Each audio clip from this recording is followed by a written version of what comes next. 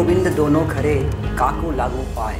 गुरु गोविंद दोनों खरे काको लागू पाए। बलिहारी गुरु आपने गोविंद दियो बताए। नमस्कार, केवी स्टूडियो में आप सबों का एक बार पुनः बहुत बहुत स्वागत है, हार्दिक अभिनंदन है। मैं गौरव कुमार पाठक। हमारे खास कार्यक्रम कहता बेगूसराय बढ़ता बेगूसराय में आज एक ऐसे शिक्षक से आप सबों को रूबरू कराने जा रहा हूँ जिन्होंने विगत 4-5 सालों में बेगूसराय के शिक्षण व्यवस्था में बड़ा अमूलचूल बदलाव लाया है। साथ ही साथ दिन रात बच्चों के भविष्य निर्माण में यह महत्वपूर्ण भूमिका निभा रहे हैं। सरकारी विद्यालय और निजी विद्यालय सभी का अपना अपना एक भूमिका होता है। निजी शिक्षण संस्थान भी हमारे शिक्षा की गुणवत्ता को बढ़ाने के लिए सक्रिय रहते हैं। तो आइए मिलते हैं बेगूसराय केमिस्ट्री पॉइंट के निदेशक सौरभ झा से, और साथ ही साथ ये प्राइवेट शिक्षक संघ के अध्यक्ष भी हैं। तो आइए मिलते हैं पुनः एक बार, हम आप सबों को रूबरू कराते हैं सौरभ झा से। नमस्कार सर, केवी स्टूडियो में आपका बहुत बहुत स्वागत है। बहुत बहुत धन्यवाद आपका। मैं बहुत बहुत शुक्रगुजार हूँ डॉक्टर रोशन सर का, जिन्होंने यह एक मंच बनाया और जिस मंच पर हम शिक्षक जो वर्तमान समय में समाज की अंतिम पीढ़ी पर खिसकते जा रहे हैं, वैसे शिक्षक, किसान, चिकित्सक, इन सबों को एक मंच देने का काम किया है जी। आपको इसके लिए बहुत बहुत धन्यवाद। ऐसे तो सर बेगूसराय में युवा खास करके या जो भी छात्र हैं वहाँ आप मशहूर हैं, अभिभावक को भी आपके बारे में पता है, फिर भी मैं चाहूँगा कि आप अपने मुखारबिंद से हमारे दर्शकों को अपने बारे में बताएं। जी, मेरा नाम सौरभ झा है और मैं विगत 4 वर्षों से बेगूसराय में केमिस्ट्री की कोचिंग चलाता हूँ।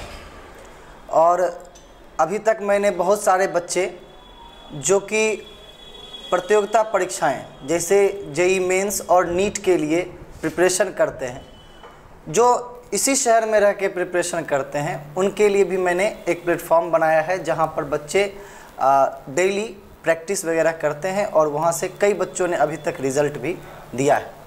1-2 बच्चे हमारे जो पेट्रोलियम इंजीनियरिंग के एग्ज़ाम्स होते हैं जिसमें मेन फोकस केमिस्ट्री का होता है, वहाँ पर भी बिहार में, पूरे बिहार में अच्छा रैंक लाया है। बिहट का लड़का प्रियांशु वत्स, तो काफ़ी अच्छे परफॉर्मेंसेस बच्चों ने दिए हैं और मैं उनके साथ मेहनत करता जा रहा हूँ अभी तक। बहुत बहुत धन्यवाद सर कि आपने इतना मेहनत किया और आपकी सफलता आज दिख रही है और हमारे ज़िले के बच्चे राष्ट्रीय स्तर तक विभिन्न प्रतियोगिता परीक्षा में अपना नाम कर रहे हैं। इसके लिए आपको हमारी केवी स्टूडियो की पूरी टीम की ओर से बहुत बहुत धन्यवाद आपका।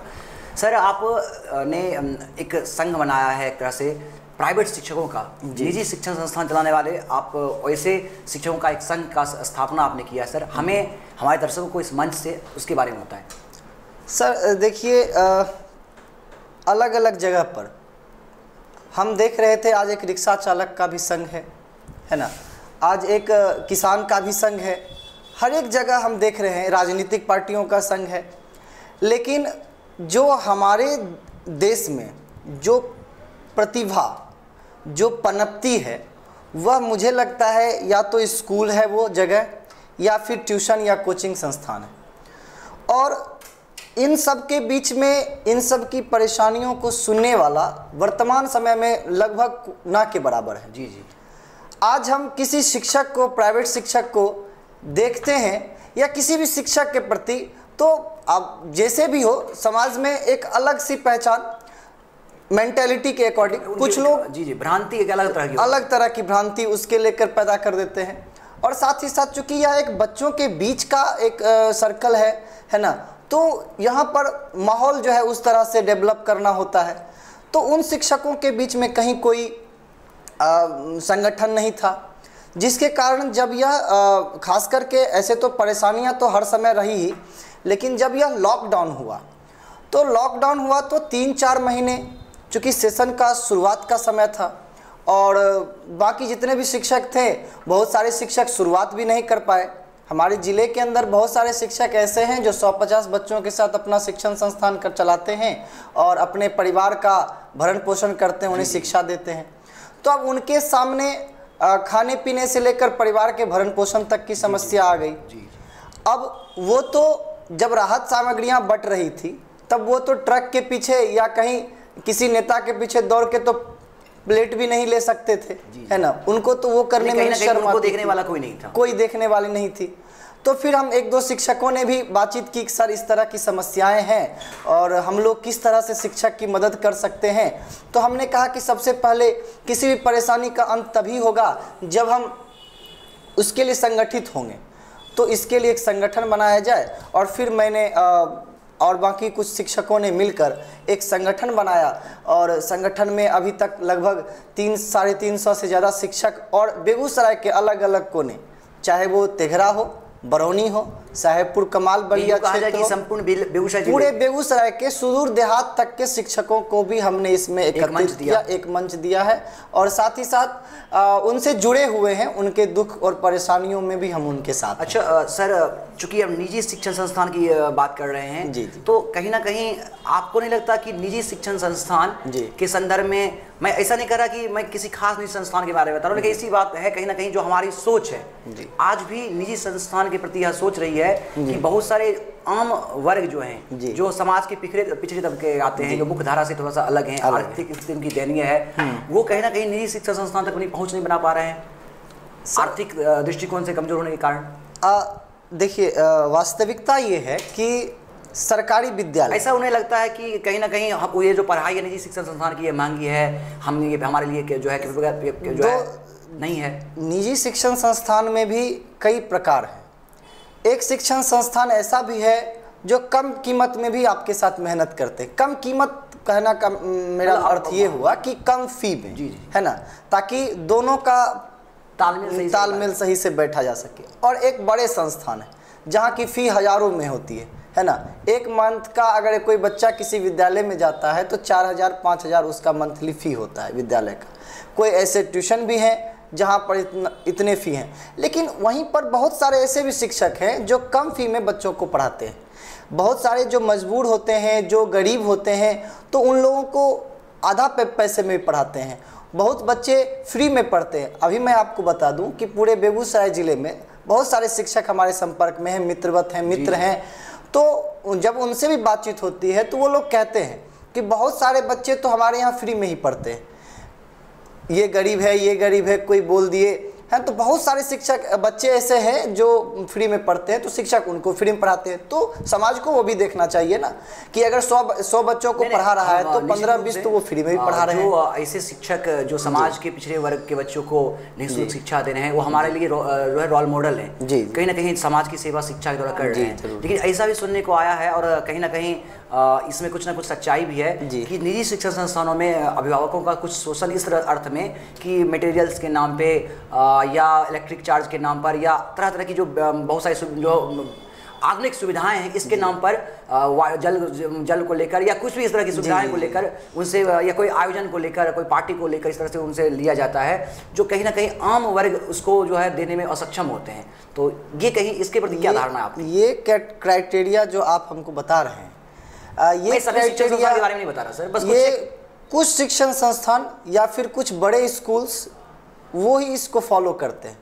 बाद बाकी हमारे पास लगभग 95% ऐसे शिक्षण संस्थान हैं जो सिर्फ आपको पढ़ाई और सिलेबस का फी लेते हैं, और असाइनमेंट चार्ज के रूप में अगर आप बात करें, जो मटेरियल्स की बात आप करते हैं, तो उसमें बस उतना ही लिया जाता है बच्चों से जितना में उनका फ़ोटो स्टेट का पैसा निकल जाए। तो बहुत ही कम मार्जिन पर ये सारी चीज़ें होती है, और कह सकते हैं कि बच्चे के पढ़ाई पर ज़्यादा फोकस्ड हो जाता है। ये भी सुनने को आया कई बार, ये जैसा कि हमने देखा भी है कि सरकारी शिक्षण संस्थानों में जो बच्चों का आकर्षण होना चाहिए वो नहीं होकर निजी शिक्षण संस्थानों के प्रति ज़्यादा आकर्षण है। कहीं ना कहीं निजी शिक्षण संस्थान की शिक्षण व्यवस्था और सरकारी शिक्षण संस्थान की शिक्षण व्यवस्था को आप कहाँ देखते हैं? देखिए, सरकारी शिक्षण संस्थान हो चाहे निजी शिक्षण संस्थान हो, शिक्षक दोनों जगह होते हैं। और ऐसा नहीं है कि जो निजी शिक्षण संस्थान में शिक्षक हैं वो योग्य नहीं हैं, और जो सरकारी शिक्षण संस्थानों के शिक्षक भी काफ़ी योग्य होते हैं।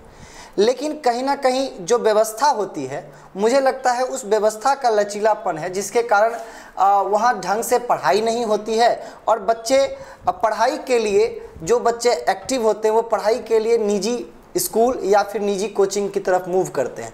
मैं ज़िले में बहुत ऐसे सरकारी विद्यालयों के बारे में भी जानता हूं जहां की पढ़ाई कई प्राइवेट विद्यालयों से भी अच्छी है। जी। और वहाँ से पढ़ के एक से एक प्रतिभावान बच्चे आगे हमारे शहर में, हमारे राष्ट्र को मिले हैं। तो ऐसा कहना कि सरकारी विद्यालयों में आकर्षण कम है या पढ़ाई कम होती है, ऐसा कुछ नहीं है।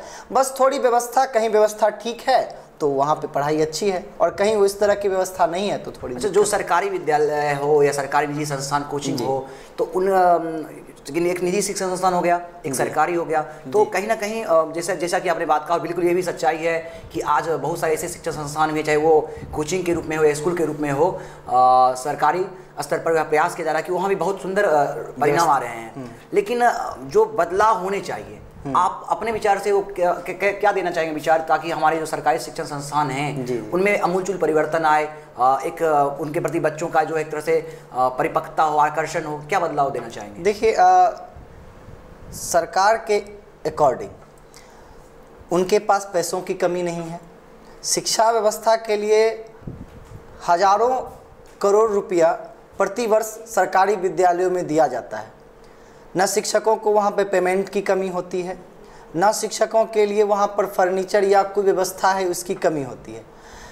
अब होता क्या है कि जहाँ का मैनेजमेंट जितना बढ़िया होता है, जहाँ का सोसाइटी जितना अच्छा होता है, एक्टिव होता है, वहाँ पर वहाँ की व्यवस्था उतनी ही ज़्यादा बेहतर होती है। मैं एक छोटी सी घटना का जिक्र करूँगा कि मेरे ही गांव के पास में एक विद्यालय था, तो वहाँ की पढ़ाई की व्यवस्था बड़ी ही लचर थी। तो मैं जब देखता था तो शिक्षक लोग आपस में बात कर रहे हैं, बच्चे स्कूल आवर में कहीं खेल रहे हैं, घूम रहे हैं। तो मैंने कुछ लोगों से बातचीत की कि आखिर इस तरह का क्यों होता है, आखिर वो उन शिक्षकों को जो पेमेंट मिलता है या विद्यालय की जो खर्च होती है वो भी तो हम जनता ही कहीं ना कहीं शेयर करते हैं। विद्यालय हमारा है, वहाँ हमारे बच्चे हमारे हैं, तो उनकी क्यों नहीं, उनका कंट्रीब्यूशन क्यों नहीं बढ़िया होता है, क्यों नहीं वहाँ का व्यवस्था लगता है देखने से कि हाँ यहाँ पर बच्चे पढ़ रहे हैं इस तरह से। तो फिर कुछ लोगों ने ये भी सजेस्ट किया कि जब समाज के लोग एक्टिव हो जाएंगे ना, कि जब अपने बच्चे को उस विद्यालय भेजेंगे, उसके होमवर्क को चेक करेंगे कि हमारे विद्यालय में जो शिक्षक ने पढ़ाया वो क्या पढ़ाया, उसका रिपोर्ट कार्ड होगा, टाइम टू टाइम टीचर्स और पेरेंट्स की मीटिंग होगी, उसमें क्या रिजल्ट निकल रहा है, तो ये सब चीज़ें की जाए तो ये बेहतर हो। सर, आपने जो बात कहा कि रूटीन, टाइम टेबल, इस तरह की बात कही, आपको नहीं लगता कि हमारे अभिभावक भी, चूंकि शिक्षा एक ऐसी प्रक्रिया है जिसमें शिक्षार्थी, शिक्षक और हमारा समाज, हमारा वातावरण, ये सभी एक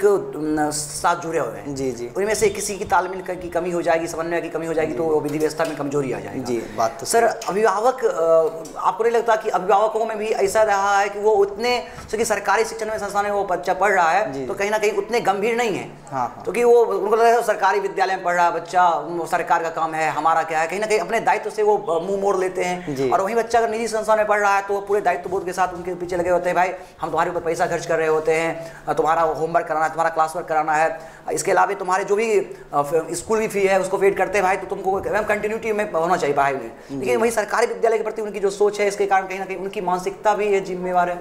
आखिर मैं एक प्रश्न, आपके पूरे प्रश्न का एक सवाल भी है, सवाल का भी सवाल है कि आखिर कौन बच्चे उन सरकारी विद्यालयों में वर्तमान स्थिति में जा रहे हैं।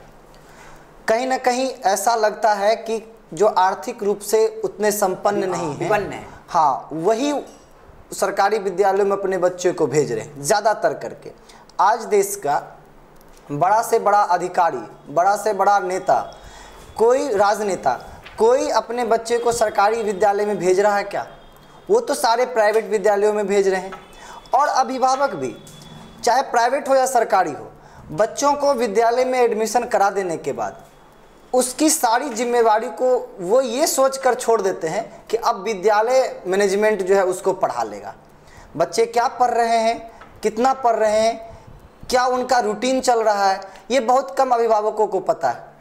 तो उसमें उनमें भी कमी है इस चीज़ की। अच्छा, पुराने समय में ऐसा देखा जाता था कि भले ही हमारे अभिभावक जो है पढ़े लिखे नहीं भी होते थे, तो बच्चों के साथ समय देते थे। कहीं ना कहीं उनको संस्कार, उनको वो अपने परिवार से मिलता था कि वह अपने संस्कृति के प्रति, अपनी भाषा के प्रति, अपने समाज के प्रति, अपने राष्ट्र के प्रति उनके अंदर एक दायित्व का बोध था। आजकल के जो बच्चे हैं कहीं ना कहीं अपने समाज, अपने परिवार से दूर होते चले जा रहे हैं, इसको कैसे देखते हैं आप? देखिए, जहाँ पर बात ये हो रही है कि एक तो ये भागदौड़ भरी दुनिया, पहले ग्रामीण जीवन ज़्यादा था, लोग गांव में रहते थे, किसान थे, छोटे मोटे काम होते थे, तो बाकी के समय बच्चों पर और घर की चीज़ों में दे पाते हैं।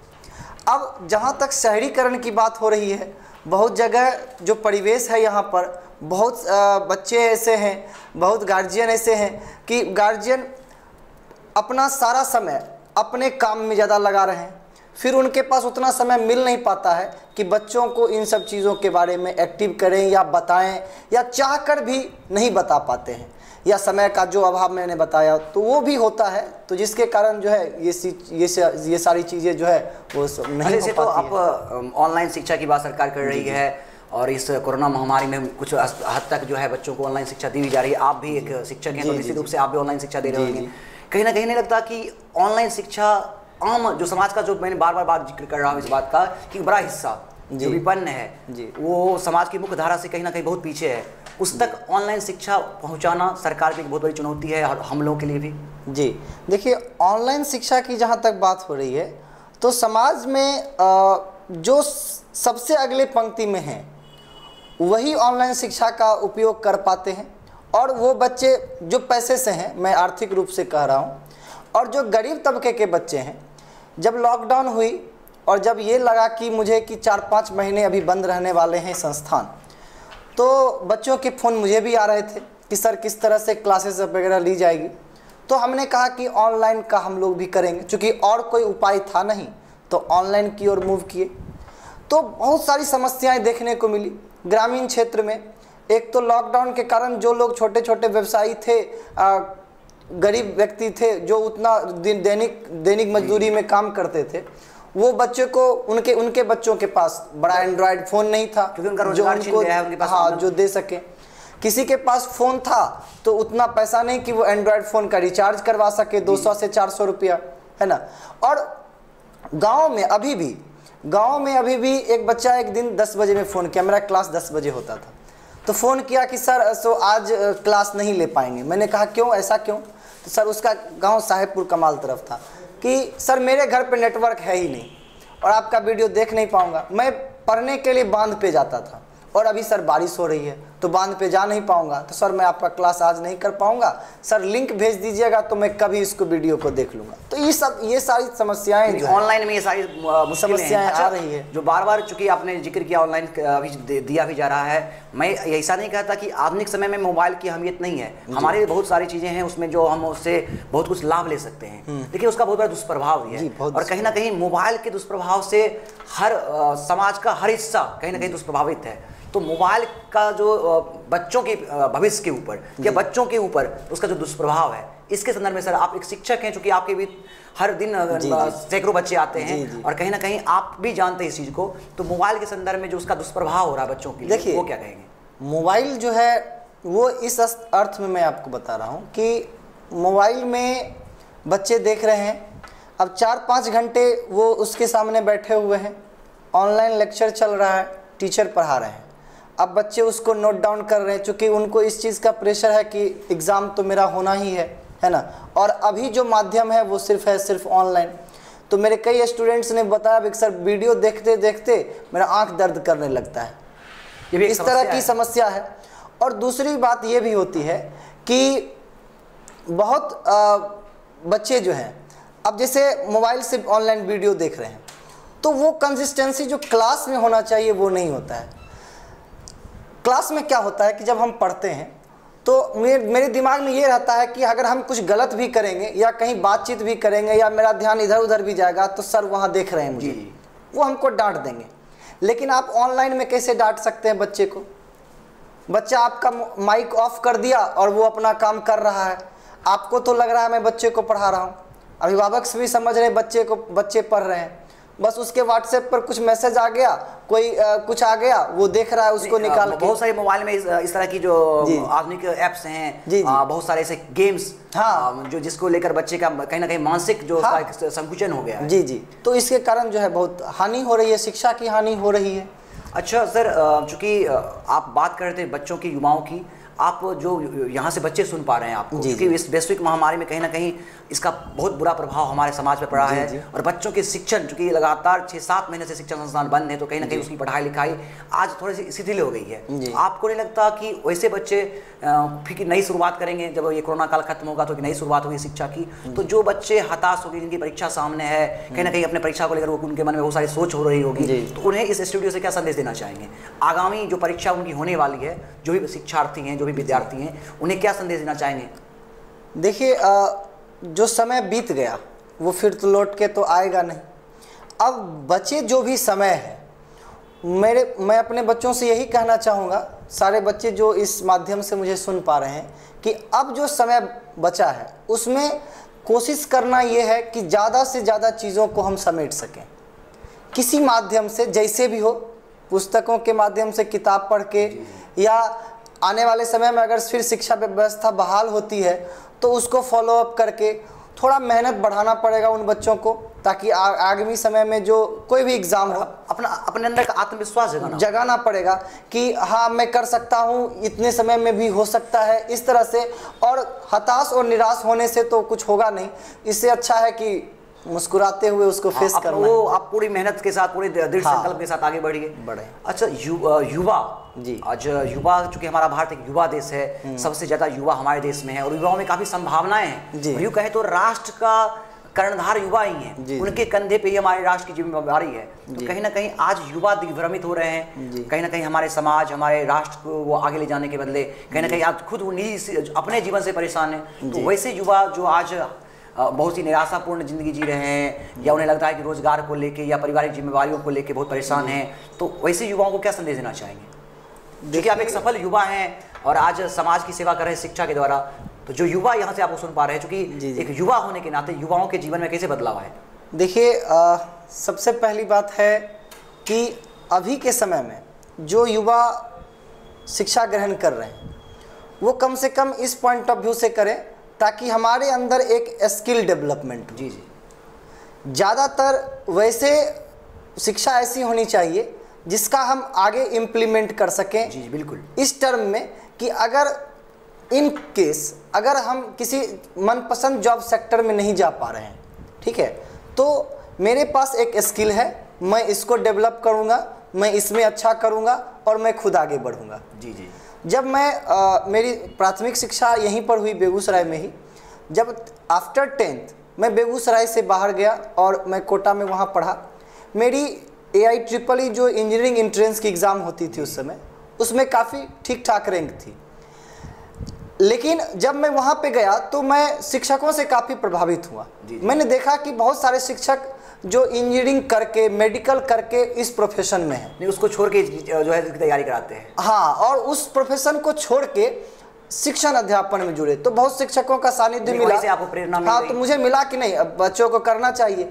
और दूसरा ये होता था कि अगर कोई बच्चे हमसे पूछते थे, मेरे क्लास के बच्चे कि ये इस टॉपिक पे आप डिस्कस करो थोड़ा, तो मैं बताता था, तो काफ़ी उससे वो बोलते, बात आपका तो थोड़ा ठीक ठाक है, आप बता सकते हैं। तो मुझे खुशी होती थी कि मैं किसी को समझा सकता हूँ।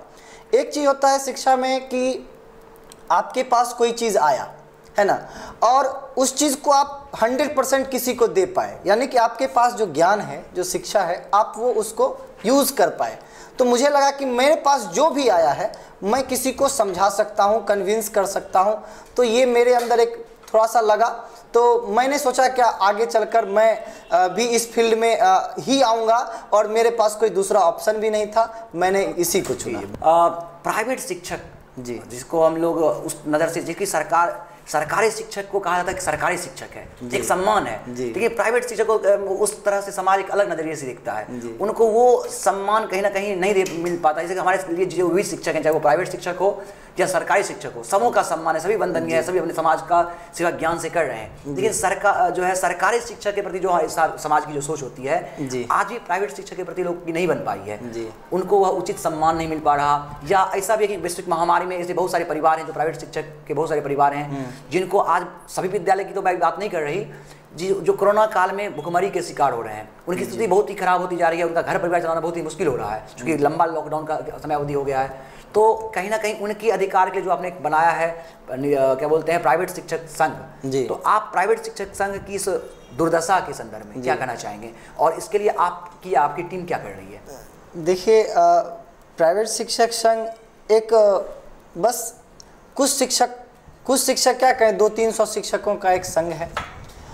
इसमें हम लोग उन मुद्दों पे ध्यान देते हैं। अगर किसी शिक्षक के साथ समस्या है, जैसे मैं एक वाक्य अभी आपके माध्यम से शेयर कर रहा हूं, हालांकि इन चीज़ों को चूँकि नहीं करना ज़्यादा अच्छा लगता है, शिक्षक हैं तो उनकी बदहाली के बारे में क्या बयां करूं। तो एक जब मैं शिक्षकों को लेकर शिक्षकों के बीच व्यक्तिगत विशेष नहीं, शिक्षकों को समस्याओं को लेकर जब मैं अलग अलग जगह जा रहा था तो मुझे एक खास क्षेत्र के एक शिक्षक और बहुत पुराने शिक्षक का कॉल आया कि एक दिन शाम में कि सर मेरी जो पारिवारिक स्थिति, आर्थिक स्थिति काफ़ी दयनीय हो गई है और क्या करें कि अब खाने के भी स्थिति बहुत दयनीय है ना। तो बड़ा हर्ट टच किया, जबकि मैं व्यक्तिगत रूप से उनको जान रहा था कि उस क्षेत्र के काफ़ी वो नामी और अच्छे शिक्षकों में से उनकी गिनती थी। तो मैंने उनसे कहा कि सर मैं क्या कर सकता हूँ। तो अभी हम लोग का संगठन था तो सब तो प्राइवेट शिक्षक थे, तो उतना बड़ा कोर्स भी नहीं था कि और नया ज़्यादा दे के हुआ है उनको मदद किया जाए। तो व्यक्तिगत रूप से कुछ मित्रों को मैंने संपर्क किया, कहा कि ऐसा ऐसा है, तो शिक्षक लोग परेशान हैं। तो उन्होंने जो बाहर वगैरह में रहते थे, कुछ जॉब वगैरह करते थे, तो उन्होंने कुछ पैसे से मुझे दिए और मैंने उनको किसी माध्यम से वो पैसा उन तक पहुंचाया और उन्होंने काफ़ी मुझे बधाइयाँ दी। सर बहुत धन्यवाद सर कि आपने बहुत नेक काम किया। इस केवी स्टूडियो के माध्यम से जो भी अभिभावक, विभिन्न शिक्षण संस्थानों चलाने वाले निदेशक, व्यवस्थापक जो भी आपको यहाँ से सुन पा रहे हैं, तो प्राइवेट शिक्षण संस्थान में काम करने वाले जो शिक्षक हैं या शिक्षकेतर कर्मचारी हैं या गैर शिक्षकेतर कर्मचारी हैं, जो इस कोरोना महामारी का मार झेल रहे हैं, दंश झेल रहे हैं, सरकारी शिक्षण संस्थान में काम करने वाले जो भी हैं, विभागीय पदाधिकारी हो, शिक्षक हो या कर्मचारी हो, उन सबको सरकार उनका जो सैलरी है उसको मुहैया करा रही है। लेकिन निजी शिक्षण संस्थान में काम करने वाले बहुत सारे ऐसे शिक्षक हैं जो आज कोरोना की वजह से घर में बैठे हुए हैं और उनका रोजी रोटी पर जो है बहुत बड़ा दबाव बन रहा है, बहुत परेशानी हो रही है। तो उनको स्कूल से जोड़े रखने के लिए या उनके परिवार और उनके भरण पोषण के लिए आप यहाँ से क्या अपील करना चाहेंगे? देखिए मैं इस माध्यम से सरकार से यही कहना चाहूँगा कि हमारे राज्य की जो शिक्षा व्यवस्था है उसका मुझे लगता है कि 70% और 30 कर दे। 70% जो दारोमदार है, खास करके शहरी, सेमी शहरी और ग्रामीण क्षेत्र में, वो प्राइवेट शिक्षकों के ऊपर है। सब लोग इस चीज़ को जान रहे हैं, चाहे बच्चा सरकारी विद्यालय में पढ़े, प्राइवेट ट्यूशन करे या फिर वो प्राइवेट स्कूलों में पढ़े। लेकिन वे शिक्षक जो सरकारी विद्यालय को छोड़कर प्राइवेट विद्यालय में पढ़ा रहे, सरकारी विद्यालय के शिक्षकों की तो जो समस्या है उनके लिए वो भी आंदोलनरत हैं। हालांकि हम तो देख रहे हैं कि शिक्षक चाहे सरकारी हो चाहे प्राइवेट हो, परेशान तो दोनों ही हैं, लेकिन इनसे अच्छी स्थिति सरकारी शिक्षकों की है। प्राइवेट शिक्षकों की स्थिति ये है कि अब एक बहुत सारे विद्यालय हैं, विद्यालय तो बड़ा हो जाता है, एक छोटा सा विद्यालय एक जो डिस्को या छप्पर के मकान में चलता है, 5 से 10 साल में उसका 4 महल 5 महल का बिल्डिंग हो जाता है, मैनेजमेंट के पास पैसा आ जाता है और उस विद्यालय को बनाने में जो सबसे महत्वपूर्ण भूमिका एक प्राइवेट शिक्षक निभाता है जो उस विद्यालय में काम कर रहा है। उनकी तनख्वाह आज वर्तमान स्थिति में कितनी होती है? 5,000, 8,000, 10,000। और उसी नहीं ऐसा नहीं है, ऐसा है, मानते हैं कि कुछ एक स्कूल में ऐसा होता होगा, ठीक है, लेकिन ऐसे जो गुणवत्तापूर्ण शिक्षक हैं जिनमें टैलेंट है उनको अच्छी सैलरी भी मिलती है जी, इसमें कोई शक नहीं है। नहीं, आप जो इस बात को हम रख रहे हैं, ऐसा नहीं है कि वैसे शिक्षक नहीं हैं, गुणवत्तापूर्ण शिक्षक भी हैं और उनको मिल भी रहा है, लेकिन ज़्यादातर मैं बात कर रहा हूँ कि उनको उस तरह से नहीं मिल पाता है उन विद्यालयों से भी। और दूसरी बात यह है कि सरकार उनके ऊपर ध्यान भी नहीं देती है। सरकार इसलिए उन पर ध्यान नहीं दे रही है कि अब उनको लगता है कि इनसे मुझे ज़्यादा बेनिफिट्स नहीं है, तो इसीलिए वो उनको हाशिए पे ढकेल रही है, ध्यान नहीं दे रही है।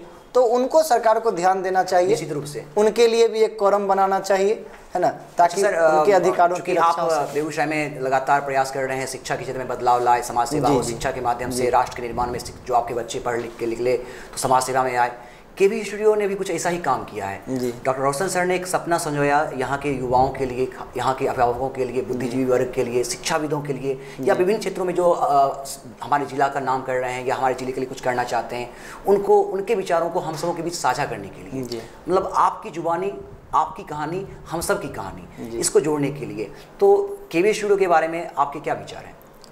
देखिए, सबसे पहली बात तो ये कहूँगा कि जो हमारे आसपास के लोग जो अच्छा कर रहे हैं, इसके बारे में लोगों को जानकारी भी मिलनी चाहिए, क्योंकि अच्छी चीज़ें हमारे समाज में फैलेगी तो लोग उसको देखेंगे भी और समझेंगे भी।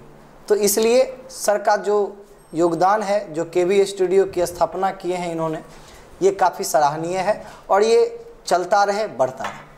बहुत बहुत धन्यवाद सर, चूँकि आप शिक्षक हैं और बहुत व्यस्त रहते हैं, लेकिन फिर भी आपने अपने विचार यहाँ हमारे केवी स्टूडियो में दिया, और हमारा जो मुहिम है कहता बेगूसराय बढ़ता बेगूसराय, इस मुहिम में अपने विचार से हमें समर्थन दिया। आप यूँ ही शिक्षा के द्वारा समाज की सेवा करते रहें। आपको पुनः हमारी टीम की ओर से बहुत बहुत आभार। तो अभी आपने सुना सौरभ जी से। सौरभ जी एक शिक्षक हैं और साथ ही साथ प्राइवेट शिक्षकों के अधिकार के लिए आवाज़ उठाते रहे हैं। हम आए दिन ऐसे बहुत सारे समाज सेवी, बहुत सारे शिक्षकों के विचारों को सुनेंगे, उनका लाभ लेंगे, जिससे हमारा बेगूसराय नई नई कीर्तिमान बनाए।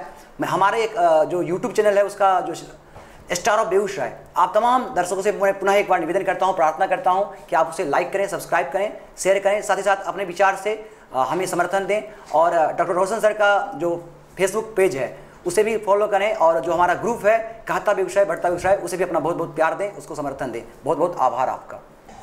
नमस्कार, मैं सौरभ झा। मेरे दोस्तों, मेरे बच्चों, केवी स्टूडियो का YouTube channel star of Begusarai को आप लोग सब्सक्राइब करें, लाइक करें और अपने अच्छे अच्छे विचार कमेंट्स के माध्यम से दें। और फेसबुक पेज कहता बेगूसराय बढ़ता बेगूसराय को फॉलो करें और इनसे जुड़ें। धन्यवाद।